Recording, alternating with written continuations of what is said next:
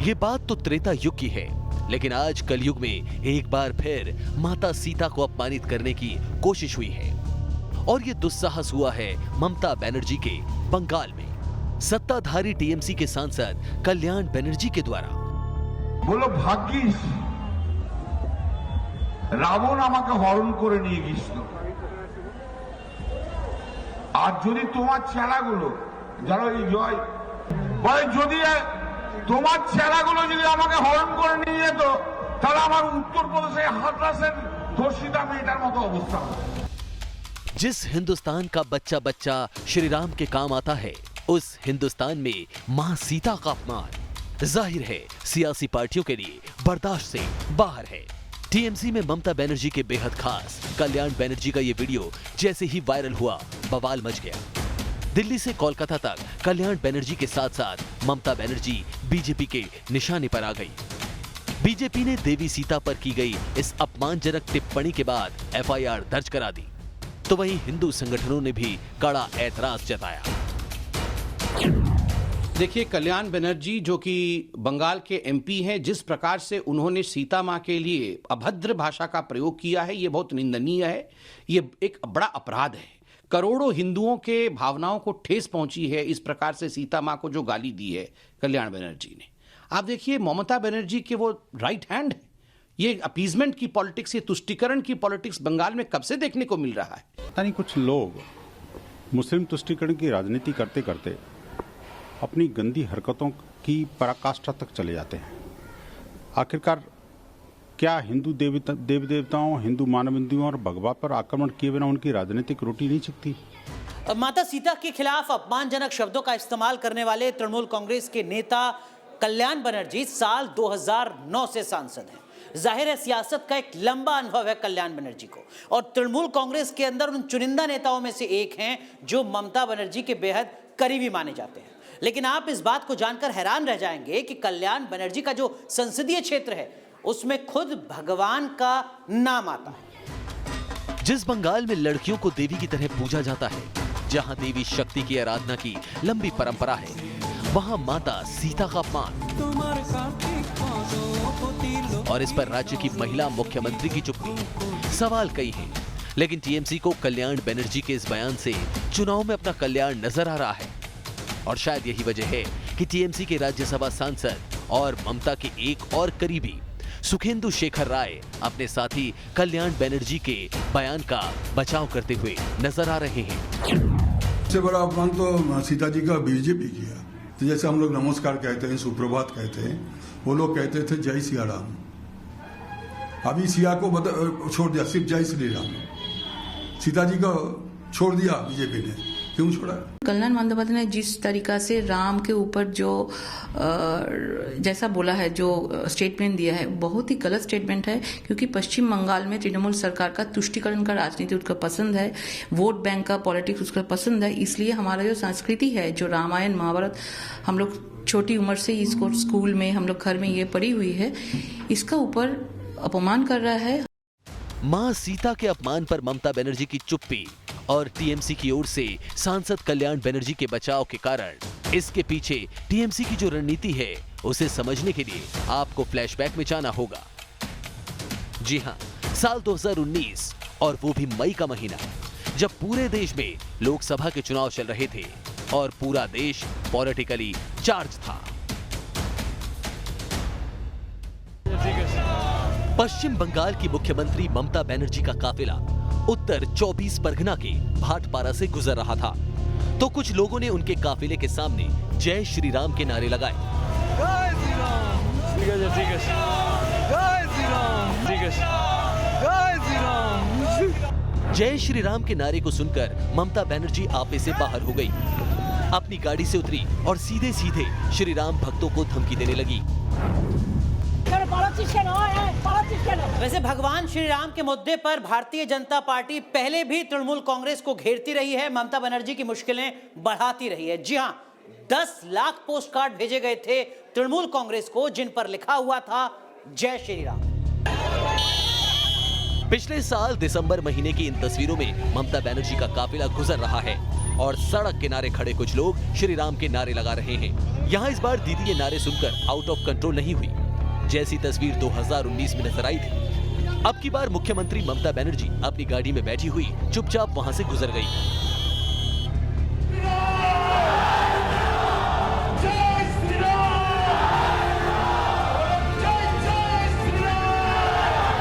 जाहिर है जय श्री राम का नारा बंगाल चुनाव में बड़ा फैक्टर बन चुका है, और ये फैक्टर समय के साथ इतना बड़ा मुद्दा क्यों बन गया, ये भी आपको बताएंगे।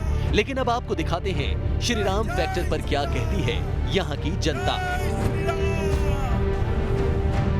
क्या श्री राम फैक्टर से इस बार बंगाल में कमल खिल सकता है? इस मुद्दे पर हमने सबसे पहले बात की आसनसोल की जनता से। वो आसनसोल जो कभी वामपंथियों का गढ़ था, लेकिन यहां से पिछले 2 लोकसभा चुनाव से बीजेपी के बाबुल सुप्रियो जीत रहे हैं। मोदी सरकार में मंत्री भी हैं। आसनसोल में जहां इस वक्त हम मौजूद हैं, यहां पर बड़ी संख्या में हिंदी भाषी लोग रहते हैं जो झारखंड और बिहार से आए हुए हैं। इसके साथ ही यहां पर बांग्ला भाषी लोग भी हैं बड़ी संख्या में। अनुपात इन दोनों का लगभग एक जैसा ही है। और साथ ही उर्दू भाषी यानी कि मुस्लिम लोग भी इस इलाके में बड़ी संख्या में रहते हैं। कि अभी ये कहा जा रहा है कि पश्चिम बंगाल में जय श्री राम बोलना तो गुनाह जैसा हो गया। ना ऐसा कुछ नहीं है, जब हवा है। इस बार मोदी जरूर आएगा, ममता जरूर जाएगा। अभी जीतेगा बीजेपी। भारतीय जनता पार्टी अभी सरकार बनेगा, बहुमत से बनेगा एकदम। आसनसोल की जनता को लगता है कि विधानसभा चुनाव में श्री राम फैक्टर बड़ा असर डाल सकता है। तो वहीं इस मुद्दे पर वर्तमान की जनता क्या सोचती है, ये भी देखिए। हाँ भैया, एक चीज बताइए चलिए कि ये जो जय श्री राम के नारे दिखाई दे रहे हैं अभी पश्चिम बंगाल में, चुनाव में इस नारे का कितना असर होगा? देखिए, नारे का तो कोई असर नहीं होगा। जय श्री राम एक भगवान का नाम है, और असली भारतीय जो हिंदू लोग हैं उनका ही गर्व है कि रामचंद्र हमारा युवा नेता है। ठीक है। कौन डर रहा है पश्चिम बंगाल में राम के नाम से? टीएमसी। टीएमसी डर रही है। टीएमसी डर रही है। क्या कह रहे हैं आप, बताइए तो। कह रहे हैं कि इस बार बस बंगाल में कमल खिल रहा है और कुछ नहीं। टीएमसी सरकार का माने क्या है? टीएमसी टी माने टाका, एमसी माने मारा, सी माने कमेटी। जो राज्य का मुख्यमंत्री है ना, वो देखते हैं राम के नाम से पेतनी कापता है, जैसे वो भी कापता है, तो उसके बातों से हमारा कुछ नहीं होगा। भगवान का नाम लेने से कौन डरता? भूत लोग, शैतान लोग। तो भगवान राम का नाम लेने से शैतान लोग डरता, आक्रोशित होता, वो लोग हमला करता। बंगाल की सियासत पर पैनी नजर रखने वाले कहते हैं जय श्री राम के नारे से ममता बनर्जी की चिढ़ की बड़ी वजह यहाँ का बड़ा मुस्लिम वोट बैंक है। बंगाल में 30% से ज्यादा मुस्लिम आबादी है। इसमें 3 जिले ऐसे हैं जहाँ मुसलमान बहुसंख्यक हैं। मुर्शिदाबाद में 66%, मालदा में 51%, उत्तर दिनाजपुर में 50% आबादी मुसलमानों की है। तो वहीं कई जिले ऐसे हैं जहाँ जीत हार मुस्लिम वोटर ही तय करते हैं।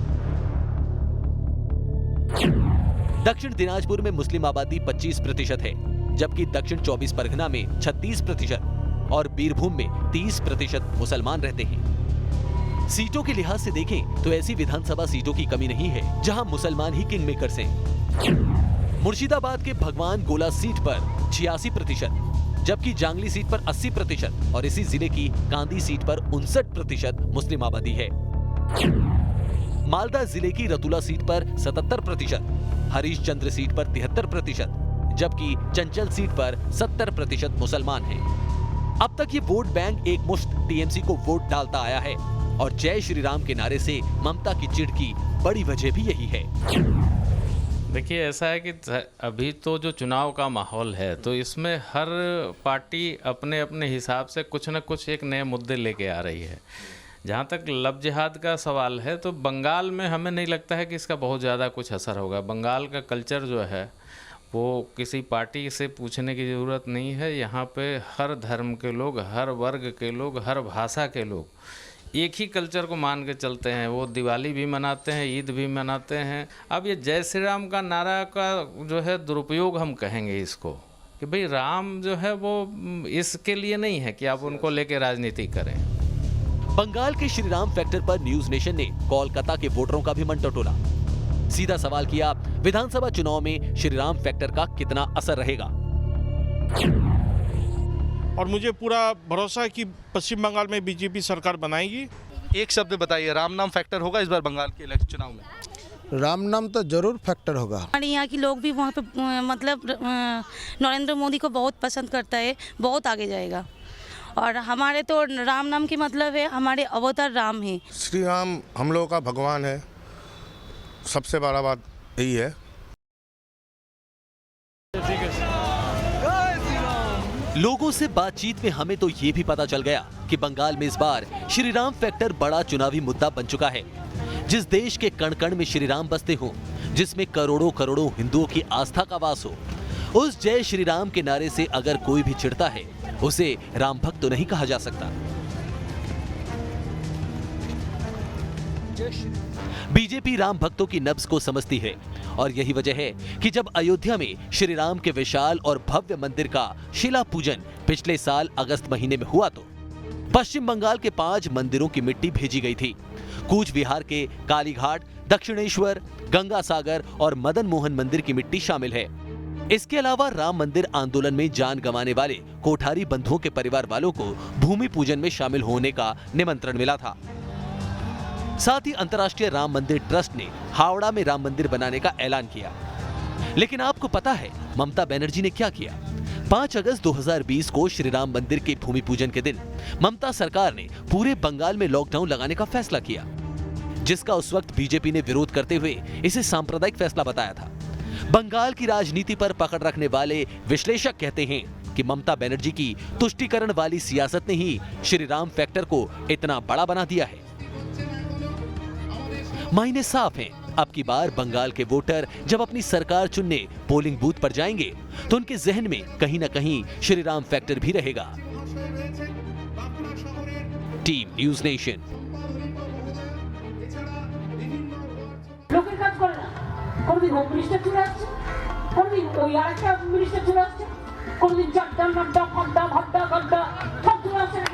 লাঠিও মারবো, গুলিও মারবো, জেলে ঢুকে রাখবো। যদি তোমার ছেলেগুলো যদি আমাকে হরণ করে নিয়ে যেত তাহলে আমার উত্তরপ্রদেশে হাতরাসের ধর্ষিতা মেয়েটার মতো অবস্থা। করোনা থেকে বেশি ডেঞ্জারাস কি জানেন? বিজেপি। আপনারা সবই জানেন, আমায় আলাদা করে বোঝাতে হবে না।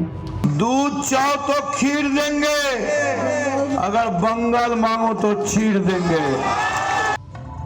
ये इस बात की महज एक बानगी कि पश्चिम बंगाल में नेताओं के बोल किस कदर बिगड़ते जा रहे हैं। जैसे जैसे बंगाल में चुनाव का समय पास आ रहा है, वैसे वैसे नेताओं की जुबान से लगातार विवादित बयान निकल रहे हैं। तीखी बयानबाजी करने में कोई पीछे नहीं है। ममता बनर्जी से लेकर कल्याण बनर्जी तक और मदन मित्रा से लेकर नुसरत जहां तक अटपटी टिप्पणी करने में कोई किसी से पीछे नहीं। जवाब में बीजेपी भी लाठी और गोली मारने की धमकी दे रही है। एक बार फिर सुनिए इन नेताओं के तीखे बोल। কোনদিন হোম মিনিস্টার চলে আসছে, কোনদিন ওই আরেকটা মিনিস্টার চলে আসছে, কোনদিন চারটা নাড্ডা ফাড্ডা ভাড্ডা গাড্ডা সব চলে আসছে। লাঠিও মারবো, গুলিও মারবো, জেলে ঢুকে রাখবো। যদি তোমার ছেলেগুলো যদি আমাকে হরণ করে নিয়ে যেত তাহলে আমার উত্তরপ্রদেশে হাতরাসের ধর্ষিতা মেয়েটার মতো অবস্থা হবে। করোনা থেকে বেশি ডেঞ্জারাস কি জানেন? বিজেপি। আপনারা সবই জানেন, আমায় আলাদা করে বোঝাতে হবে না। दूध चाहो तो खीर देंगे, अगर बंगाल मांगो तो चीर देंगे। इसी सिलसिले में टीएमसी सांसद कल्याण बनर्जी का एक और विवादित बयान सामने आया है। मां सीता पर विवादित टिप्पणी कर पहले ही सियासी बवंडर खड़ा कर चुके कल्याण बनर्जी का कहना है कि बीजेपी और आरएसएस मंदिर और आश्रमों में बलात्कार करने वाले पुजारियों को शरण देती है।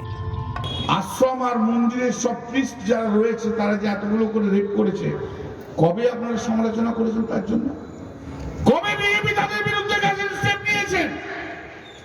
এরা সব বিজেপি এবং আরএসএস এর আশ্রয় থাকে। বিজেপি এবং আরএসএস এর আশ্রয় থাকলে রেপ করাটা কোনো স্বাধীনতা নাকি? कल्याण बनर्जी सिर्फ इतना ही बोलकर नहीं रुके। उन्होंने बीजेपी पर निशाना साधते हुए कहा कि रेप करने के आरोपी पुजारियों के खिलाफ बीजेपी कभी आंदोलन नहीं चलाती है, क्योंकि वो सारे लोग बीजेपी के कार्यकर्ता होते हैं। पहले जब तो तुम लोग का पीस ने क्या है, उसका वैगस में तुम लोग क्या किया, पहले वो तो बोलो, पहले वो तो बोलो। 10-12 केस में तुम लोग का पीस आश्रम का जो है, आश्रम जो चला था, इतना रेप किया है, आप कल्याण बनर्जी के इस बयान के बाद एक बार फिर बंगाल की सियासत गर्म हो गई।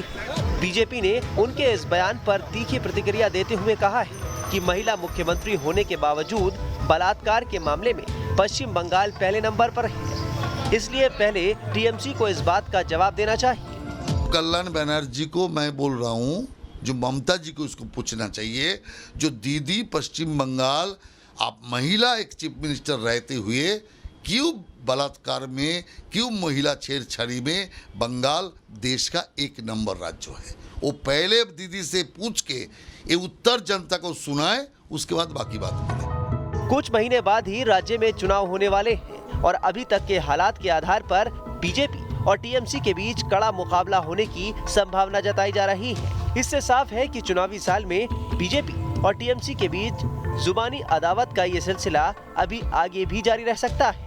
Team news nation.